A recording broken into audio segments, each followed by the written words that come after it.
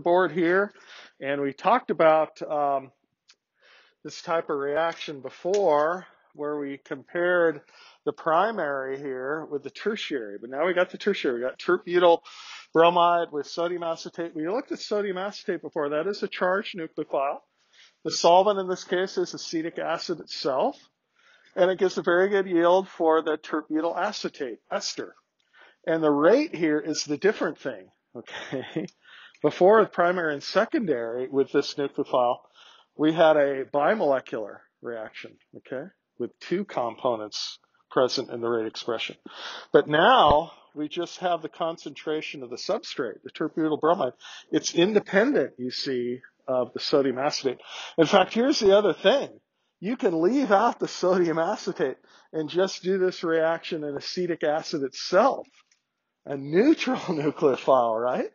And look, it's the same rate. You see, it's independent of that. It doesn't matter. So what's the mechanism in this case? Well, we're going to call it what? Substitution still. It's still nucleophilic, but what is it now?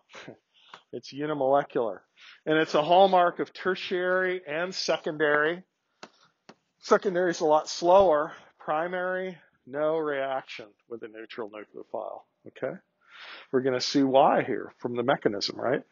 So again, it's this hierarchy of thought in OChem, right? Structure, reactivity, what's the reaction, what's the product, what are the conditions, and now mechanism. And hopefully mechanism works in your favor and helps you out here. Okay? Mechanisms will get more complicated, a lot of stepwise mechanisms coming up. But I think as you think about the structures and the properties of the molecules, the mechanism should help you keep track of this, okay? So why is tertiary better and having a neutral nucleophile now making it unimolecular? So let's look at the mechanism. So let's do the whole thing here. So the first step is just ionization. And that might look kind of funny. Well, do these tertiary halides just fall apart spontaneously? Yes, when they're put into a polar solvent.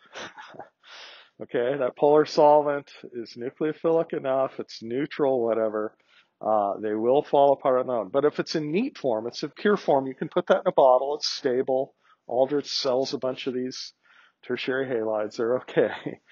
But the first step when it gets in a polar solvent is this step here. And that gives us what? And the bromide, okay.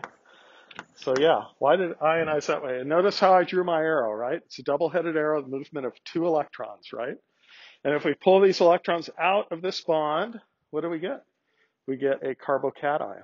And it's a tertiary carbocation. So that's a key thing to notice now. That's different than SN2, where we had mainly primary and secondary things reacting. Okay, what do we do now?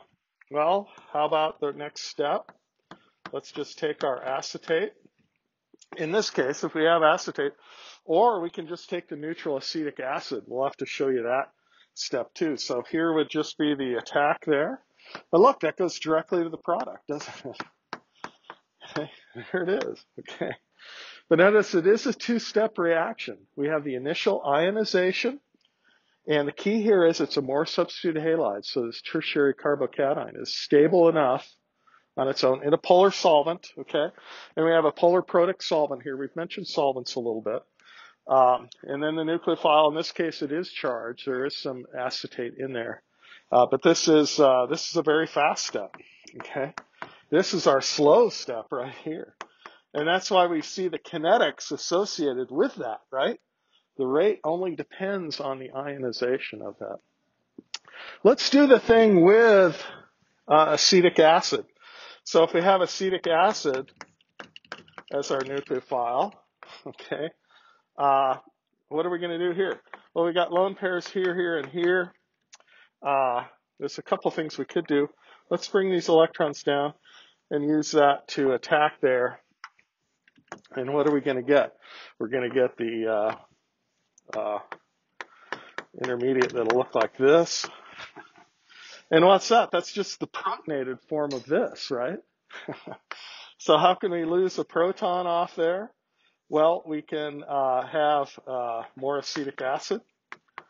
Just take that proton off, and we have a deprotonation step. Now, that will be typical for the other protic solvents that we'll see for SN1 reactions, where an alcohol or water going on there, we'll need to deprotonate it before we get to the final step. So if we use these neutral nucleophiles that are protic themselves, actually it's a 1, 2, 3 step mechanism. Okay, but I think we've drawn it correctly here. The slow step is still this, right? Okay. This is still fast enough, even though it's neutral, to go on there and form this intermediate elusive proton. We could have drawn this another way. We could have had this lone pair come in and attack. But by resonance, we can actually use that to go directly to this and then deprotonate right there. Okay, if you drew it either way, we'd still give you full credit. But the key idea is this is still protonated upon that intermediate. Don't worry about that. Let's look at another example here. What more evidence do we have for this mechanism? Okay. Now, evidence that we had for SN2 included what? Stereochemistry, right? With SN2 reactions with a charged nucleophile secondary, if we had an R stereocenter, it went to the S, right? We inverted the stereocenter. Now we're going to use stereochemistry again to establish our SN1 reaction. Here's a chiral, an antiopure tertiary chloride. It's got an ethyl, a propyl, and a methyl, okay? So that's indeed a stereocenter, still tertiary. And let's do this in water, okay? And because this is tertiary, it's going to be SN2, neutral nucleophile. That's really more typical, okay? Alcohols and water. And we're going to get the substitution reaction again. But what we're going to get is stereochemistry plus stereocenter, what? Inverted. In fact, it's going to be a 50-50 mix of these two. Now, what do we call that? We better analyze our stereochemistry here if we're using this as evidence here. So what's our top priority group? The chloride, right? Position periodic table. This is the stereocenter. So what do we rotate? 1, 2, 3. So is that S? Everybody agree? Hopefully I won't mess that up. And this one is still S here. And what's this one then? That must be, yeah, there's the R. Now, if we get a 50-50 mixture of R and S, what do we call that?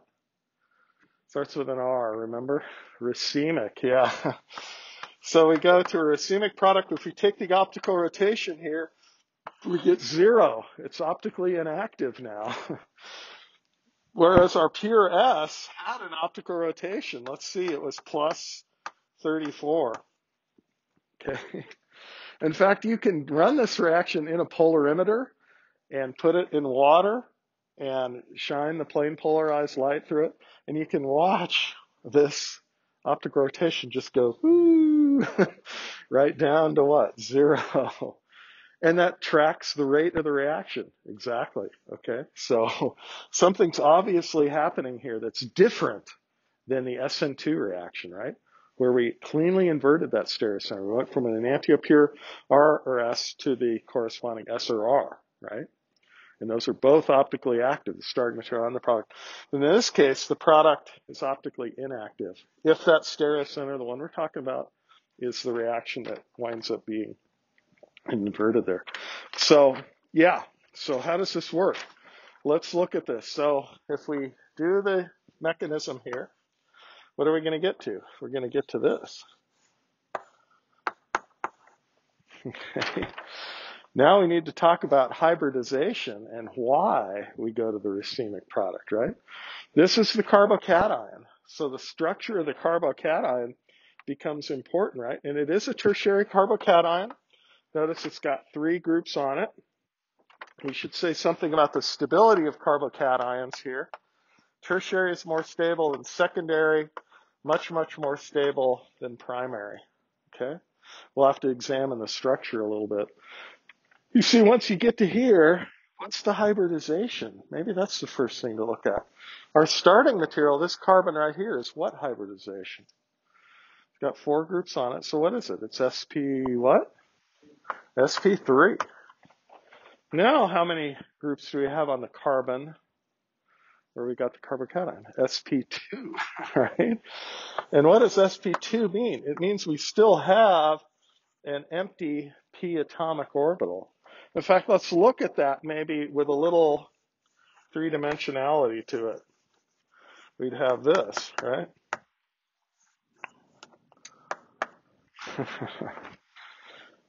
So yeah, there's our p orbital that we don't hybridize if it's sp2 hybridized, right? And it's flat, you could say. Top and bottom are the same now. Trigonal planar, right? So what happened to our stereocenter? It went away, okay? It became flattened. This is chiral, definitely, okay? But what about here now? It's achiral, right? Because it's flat. It's got that symmetry now, right in the plane of the molecule. So what's the probability of the attack of water now? Here's our next step. Top. That will lead, I think, to the S that's shown there.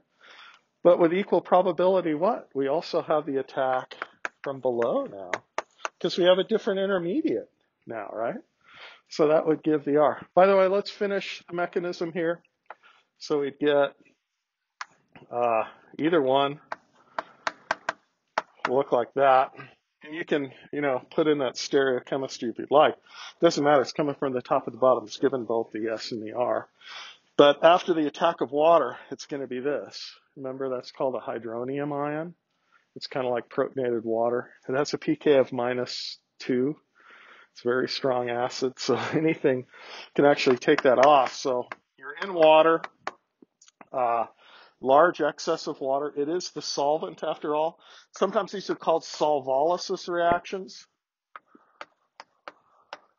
Solvolysis is solvent. So solvolysis reactions break a bond and put water on a substrate, okay? So large excess of the nucleophile in this case, that's not part of the rate determining step. This is the slow step right here, right? Loss of the chloride once it gets into polarity. And by the way, how does the water do that? Well, you've got chloride now, carbocation. So what? The partially negative side of water can interact with the carbocation, and what? The partially positive ends can interact with the chloride, okay? They actually form a shell, a solvent shell around both of these, which helps the ionization, okay? So you see on its own, in neat form, in pure form, the halide won't ionize just spontaneously. But once it's in the polar solvent, then it will, okay? But that's the slow step, okay, to go to the carbocation. It's not satisfying the octet. It's only got 6 electrons around it, so it is unstable. But tertiary is more stable than secondary than primary. We need to talk about that too. But are we okay on the mechanism? Let's take that last proton off right there. And you see that will go to the 2 products, okay? Let's look at the stability of carbocations, a little more detail, okay? So carbocations, we say tertiary, more stable than secondary, more stable than primary. So here I think we've got tertiary carbocation, secondary, primary. Oh, and we ought to add this one.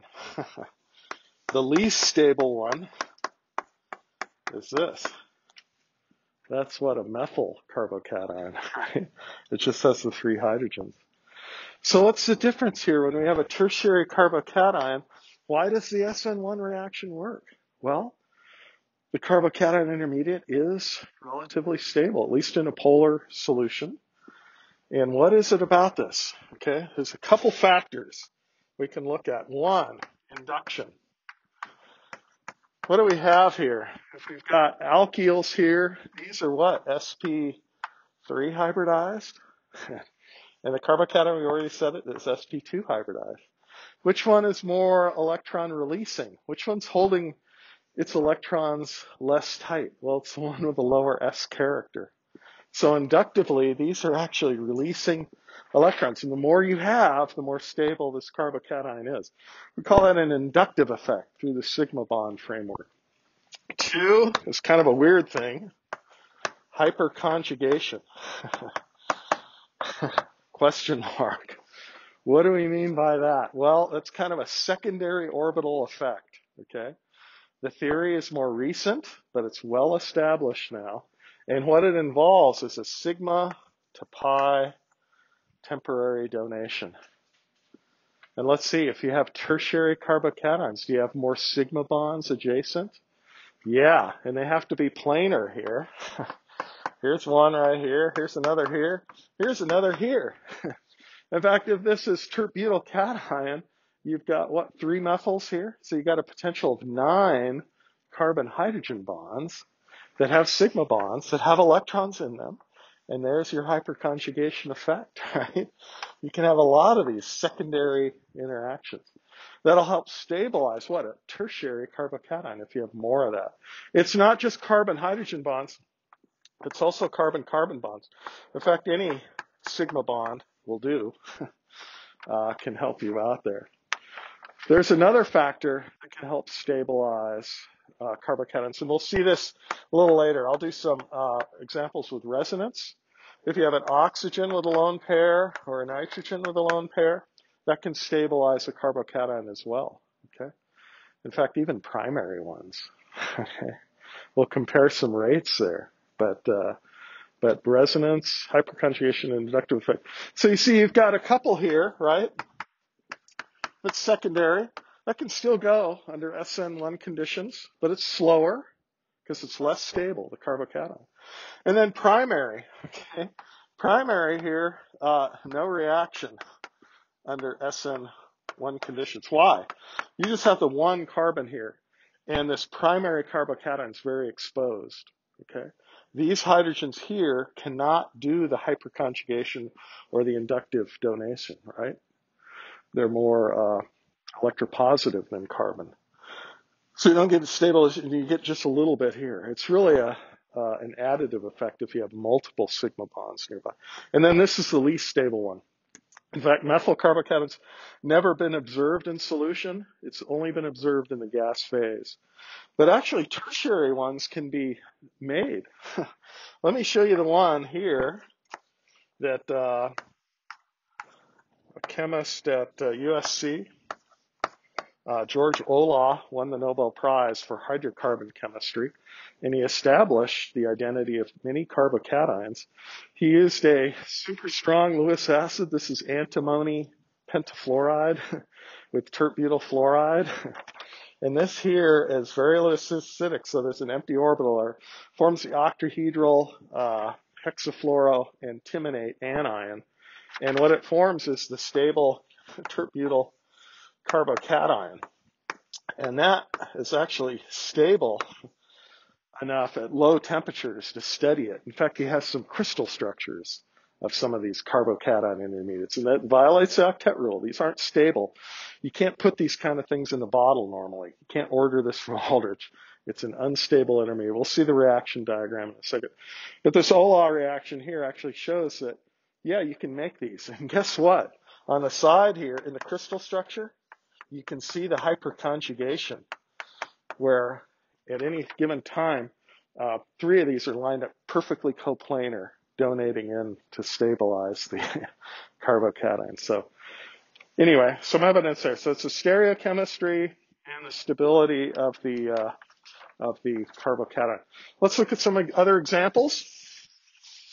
SN1 chemistry still can do substitutions. If you want to make a tertiary or a secondary, nucleophile going on, use SN1 conditions, okay? If you have a primary or a secondary thing you want to make sure you use SN2 chemistry, okay? Because SN1 will not work with a primary because the carbocation is not stable. Got to use those charged nucleophiles. So here we're using neutral nucleophiles, okay? So here's one. Might look kind of funny there. What would be the product here? Now we're using methanol. Oh, and let's do a cyclic example here that has a couple stereocenters. Maybe we'll talk about this one. So here there's a tertiary thing where the leaving group is, but there's also a stereocenter over here. And we'll do that one with water. Okay. So let's just analyze this to see what we get. Tertiary, yeah, polar protic solvent, that'll be good. And what will be our product? It will be the methyl ether in this case, not the ester, okay, not the alcohol. Why? Because we'll get the carbocation.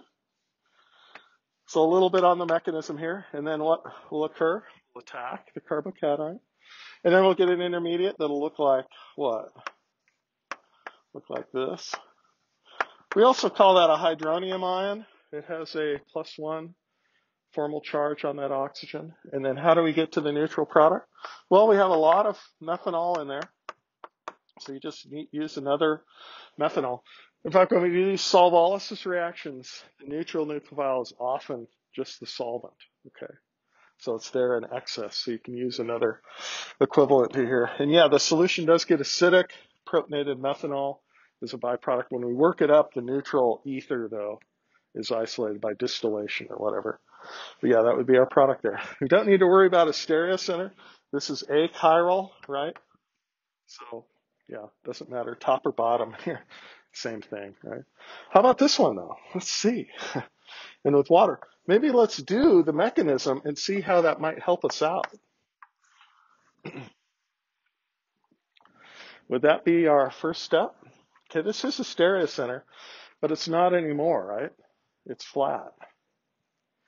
Now we can attack from the top or the bottom, but look, we still have a stereocenter here.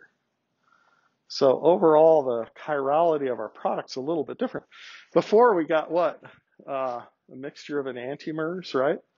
We just had the one stereocenter where the chloride was. Well, now we got the two stereocenters. We're not going to change this one. That one stays the same. But when we attack with water, what are we going to get? We're going to get the one where the water can be up and the methyl down, plus what? The one where the methyl's up and the alcohol's down. Before we got what? Two enantiomeric product. It was racemic. Guess what though? This one here, this one is chiral. It has an optical rotation. Okay. We can watch that optical rotation change, but does it go away in this case? Will it go to 0? Will it be racemic, this product? No, this one's still chiral, and this one's still chiral.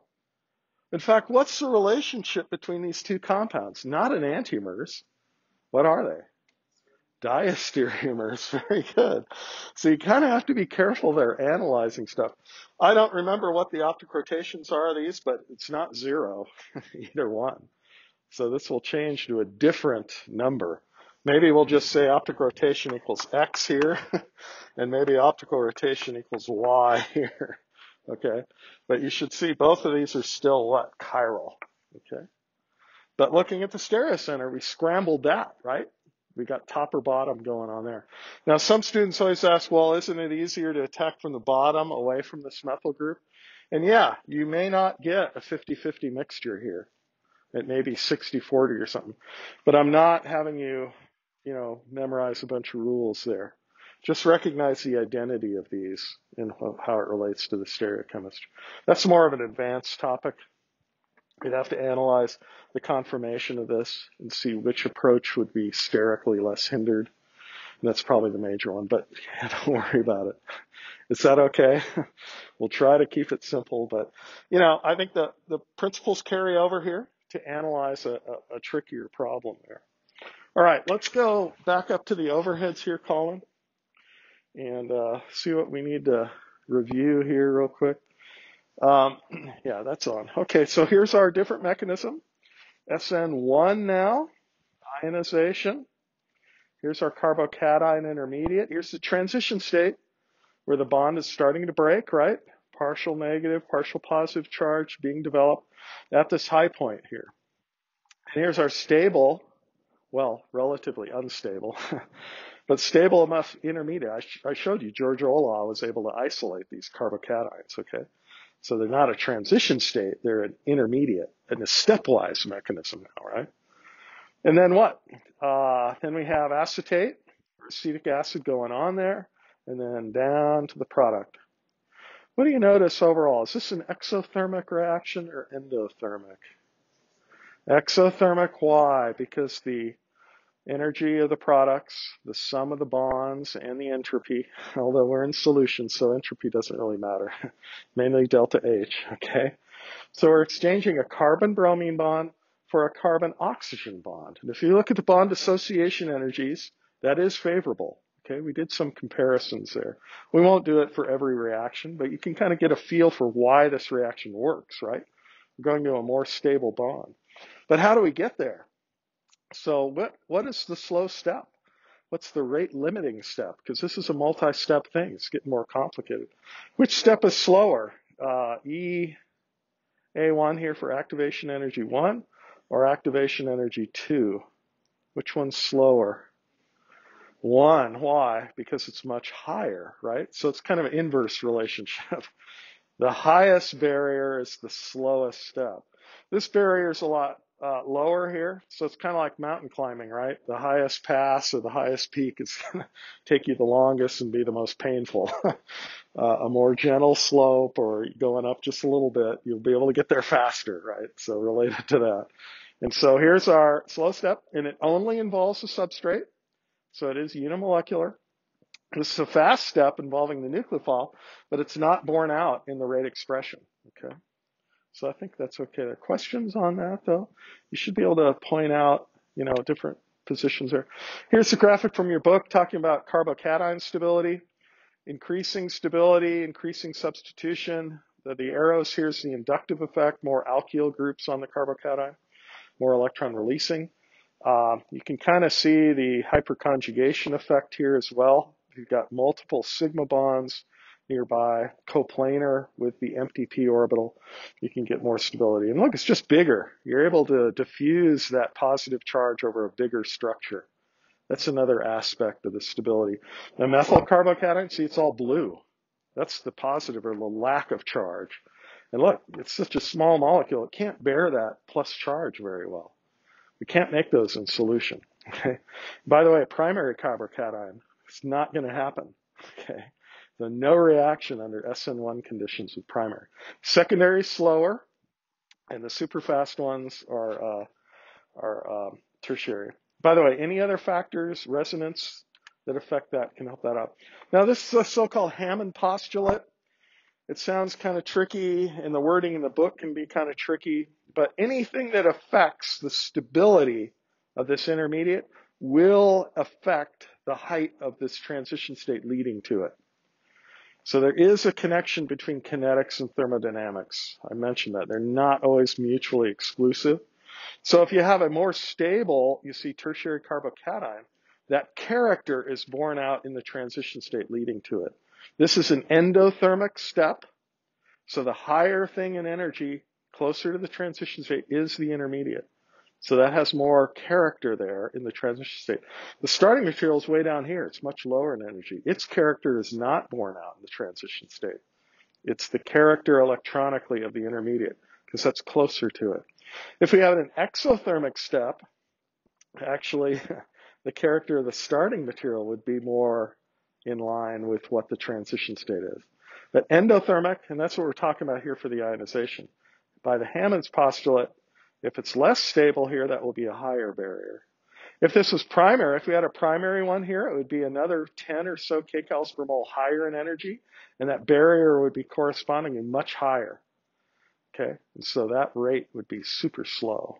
Okay, so yeah, slow reaction, fast reaction. That's what we were talking about with those heights there. Okay, here's a summary of everything. The grand shebang, you could say. SN2. Your main thing here, methyl and primary. Okay, strong nucleophiles, charged nucleophiles, polar aprotic solvents will help do that. They selectively stabilize the cation part of a reagent, leave the anion more exposed to react. SN1, tertiary. And these are the black and white areas. And this is where you want to stay in your understanding. Don't go to the gray area right away and start mixing it all in. You're going to get confused. Especially going into chapter 8, we're going to mix in the elimination reaction. Stay with the hallmark black and white areas, okay? Methyl and primary, SN2. and secondary, okay, with a good charged nucleophile. That'll do a clean SN2. It'll be slower than primary, but it's very good there. Well, that's why they break it out here. Secondary kind of being the gray area. Strong charged nucleophiles favor SN2, okay, and yeah, over SN1, okay. So a coxide or a hydroxide. Oh, the one tricky one there are the amines, right? Did the amines do SN2 or SN1 mainly? Amines, they're neutral, so what do they fall under, SN2 or SN1? Remember what we said? It's SN2. Okay, those are good enough nucleophiles because they're less electronegative than oxygen, and even though they're neutral, they'll generally do SN2 type reactions with primary, secondary. Tertiary, they'll do SN1, carbocation, more stable. And so that's the gray area here. The solvents, the more polar the solvent is, the faster both of them go. But the polar products are better for SN1. The polar A products are better for SN2. Hopefully you have a little feel for that. So there they all are, and that's kind of the rub. We can make all sorts of different functional groups now. But you have to focus first on the R group and what that is, and then talk about that. So I'll summarize some more of this, but I want to show you another trickier example first. So let's see this. Let's do this one. This kind of points out this other factor that I mentioned maybe. Let's see if you can get this one. So what do we have here? And this is kind of a gray area one. Okay, so secondary, okay, and methanol. And this takes 12 hours to go. In fact, you have to warm this up. It will go, and it'll form the methyl ether, okay? So, you know, neutral nucleophile, secondary. So what is this? This is SN1, what we've been talking about, okay? It is quite slow. And let's see. Here's another secondary one where we have a benzene and an alkene here. This one, same conditions, methanol. This one's done in 15 minutes. Why is it super fast? And what are the products? And notice I said products in this case. You get this product, which is the SN1 reaction, and you get this product. Oh, two products. Oh, and look at that, it's a primary position. How did we do that? Okay, well, we can do our mechanism here for the top one, like we talked about, right? So we got carbocation, then attack with methanol. Then we've got to lose the proton off there. I won't draw that other step. And you can see why that's slow, right? This is secondary carbocation. Yeah, it's got the inductive stabilization near there, but it's only got the 2 carbons. Same thing here, though, right? This is secondary. But let's examine the mechanism, and hopefully that'll help us see why it's faster and why this other crazy product is generated. Can the mechanism help us out here? Yeah, I think so. So what'll happen here? You'll get, by the way, what's pH again? Not the concentration of hydronium ion in water. Little p, little h. What's that stand for? Phenyl or benzene ring there, okay? Maybe we'll draw that out. In fact, yeah, let's do that right here. Let's draw the benzene out. Why is this one so much faster? It's secondary. What else is it benefiting from stability-wise? Resonance, yeah, in a couple spots. We could resonate this way or this way. Which one gives us that second product, though, on the right? It'd be this resonance here, right? So let's draw that resonance maybe. Double-headed arrow, benzene ring, and what? Oh, primary carbocation. Primary carbocations? I just said those are not very stable and we never see them, and that's not how the reaction's going to work. But this is a different type of primary carbocation, isn't it? It's resonance stabilized. In fact, the true carbocation here is this delocalized thing, right? We could draw that fully delocalized. So this is actually the major product. Most of the positive charge is right there. So we can have our methanol attack here, or our methanol can attack here, okay? then loss of a proton. But it affects the rate. Why does it affect the rate? Well, this electron donation here to get to this resonance here helps push off the leaving group. Okay, so we ionize the leaving group more readily there. All right, let's look at some comparisons here. How about a cyclic one again? Let's do again a secondary one. Let's start with the cis bromide here, and let's do it with sodium hydroxide in DMSO, and let's do it in water. I'll give you some results here. This one's fast. It's done in 30 minutes, and it gives us what product? This is the trans only.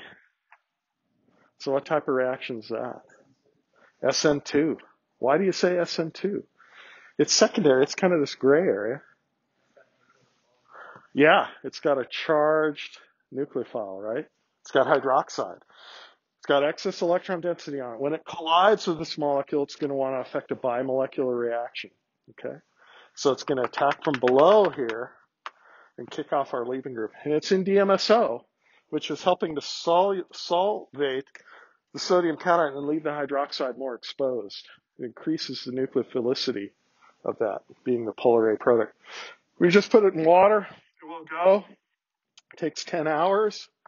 Gives a mixture of this one again, trans, plus what? Plus the cis, okay? And why is that now? We've got what type of nucleophile? Well, we still have an oxygen nucleophile, but it's neutral, okay? So what, SN1 here, SN2 there, okay? Questions on that? I think that's good. All right. Let's do a bunch of examples here now. Oh, we need to mention one other thing first. So how about this?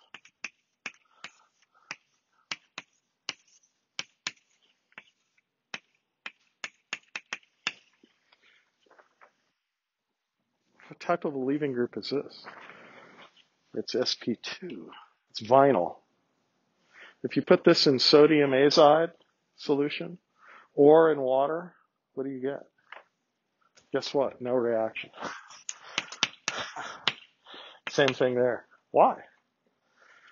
Well, we could imagine backside attack here, but look, it's got to get in there past these groups. Plus, what's the hybridization here? It's sp2. That's a much stronger bond. Look at the bond dissociation energy. So it's a combination of the attack is hindered and the stability of the bond. And you're not going to ionize it on its own, a vinyl carbocation, by those same reasons. It's not stable. So you can't do it at sp2, okay? So keep that in mind. Let's do some reactions in the reverse sense. If you're asked to make this ester, in fact, this might have been an ester we talked about before.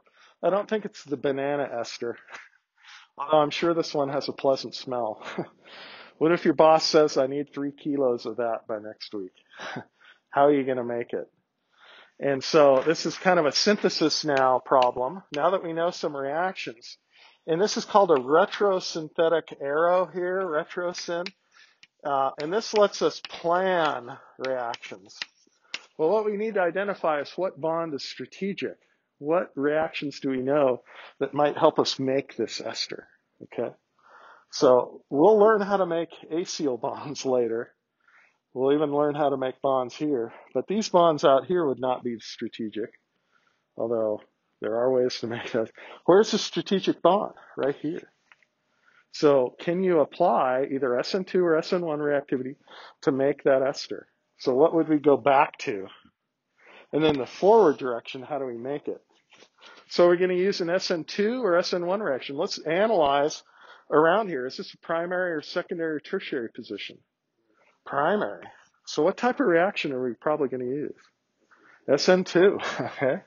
So let's have a leaving group. And a cheap one would be bromide. 1, 2, 3, 4, 5. Yeah, make sure you count your carbons correctly. And so what do we need to react it with? We need acetic acid or acetate. Which one are we going to do? We've already determined it's going to be what? SN2. So are we going to use acetic acid or sodium acetate? Sodium acetate. Why? Because that will be the charged. Yeah. So we want to use the ionic version here. And we want to use a polar aprotic solvent. So acetone or DMSO or THF, something like that. Not water, okay? We'd want to use something that's aprotic, okay? So that would be the correct thing. If you put acetic acid here with a primary, that would be no reaction. We'd have to take off points. And that's just one little hydrogen difference, right? But this is a world of difference. This is the salt. This is the solid salt form. If you put that in there, you can get that reaction to go just fine. All right, let's do some more SN2. What other reactions here? SN2, I'll put a bunch on the board here. And you can follow along here. Potassium cyanide, sodium azide, sodium ethoxide. Oh, and let's put potassium acetylene. Okay. 4 reactions with the same substrate. What are the products? Hopefully you can see this. We'd have the cyanide. Okay. We'd have the azide. And these are primary, so these are archetypical black and white examples for what? SN2, right? And then this one, ethyl ether. Okay. And then what about this one with the butyl and the acetylene right there? Okay, so we just made that bond with the acetylene. Okay, what about with the secondary one? We have the same thing, but with this chiral now bromide. Let's do those same 4 reactions. What are we going to get here? We're going to get cyanide down. Okay, this is secondary. That's with a charged nucleophile. So that's SN2, clean backside attack. How about with the azide? Yep. Azide down. Okay. We're exchanging R and S. And let's see the ethoxide. This one's a little bit trickier. We'll see with secondary and ethoxide, they give mainly E2 elimination. But I think of this one, you get quite a bit because it's just a methyl group here, so it's not too hindered. And then the acetylene, this one I do have to say it will be elimination now. So stay tuned for that. This is just too basic, okay? The pKa of a terminal acetylene is 25. So that's too basic. With primaries, it works fine. With a secondary, acetylenes will do elimination. I'll say more about that later. Don't worry about that. All right, let's look at some more SN1. Got a few minutes here. So SN1, we're mainly talking about tertiary and secondary with neutral, right? So let's review this. Bromide with ethanol. Isopropyl bromide with ethanol.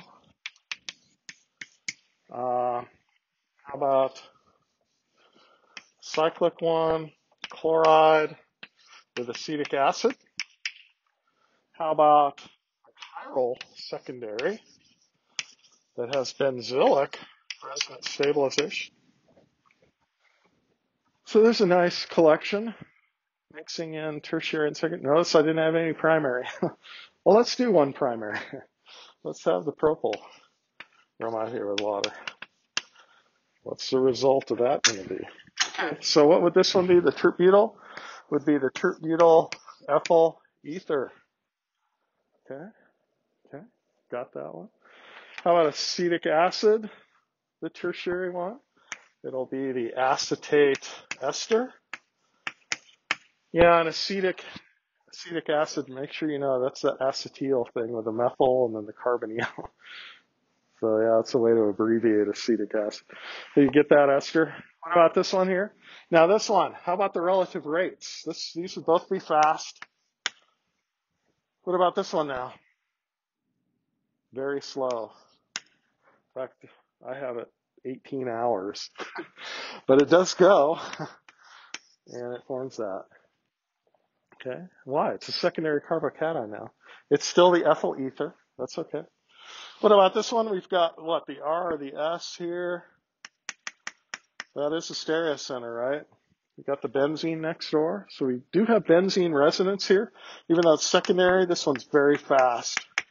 It's done in 20 minutes, they get this.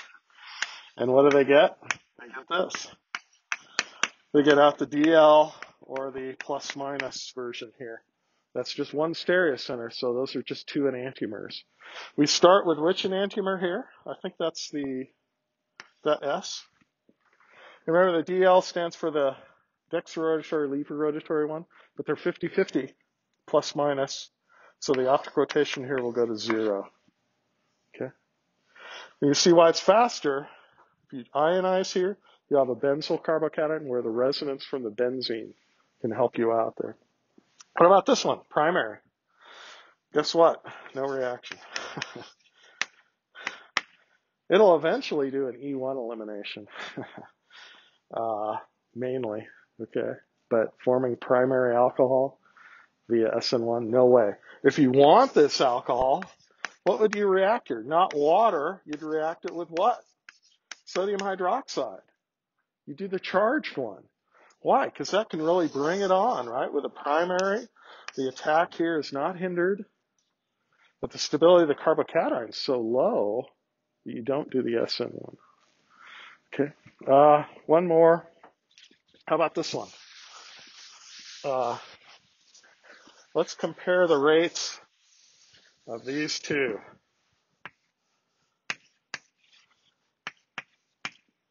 In water. Nope, no, I don't want that. I want just cyclohexylchloride. What could you say about those reactions? For secondary, we're kind of in the gray area here. Carbocation. Why would it go through carbocation? Oh, it's in water. Neutral nucleophile. So you don't have a charged nucleophile here. Which one will be faster? The one with the oxygen or the one that's just the cyclohexane? Yeah, this one will be super fast. This one will be slow. Why? Because when we ionize, what do we get here? We get this. Oh, secondary carbocation. But what do we have here? Lone pair resonance can help stabilize that. We get this. But then what do we get to the product? Well, water attacks here, and the product, of course, is the alcohol. Okay? With loss of a proton. Still got to do that. But you see here, we don't have lone pairs that can help stabilize it. So this one's done in minutes, I think 15 minutes. This one takes 14 hours to go. Very different kinetic rates, but they're both secondary, okay? So anything that can help stabilize the carbocation intermediate will help you out there. Okay, so do some comparisons there. I think that's all topic-wise in Chapter 7. We'll mix in the eliminations here in Chapter 8. We'll do the E2 elimination reactions. But again, analyze the structure, analyze the reagent. Solvent, in some cases, plays a significant role. But the main thing is whether it's primary, secondary, or tertiary, okay, and whether it's a charge versus neutral nucleophile. Okay, very good.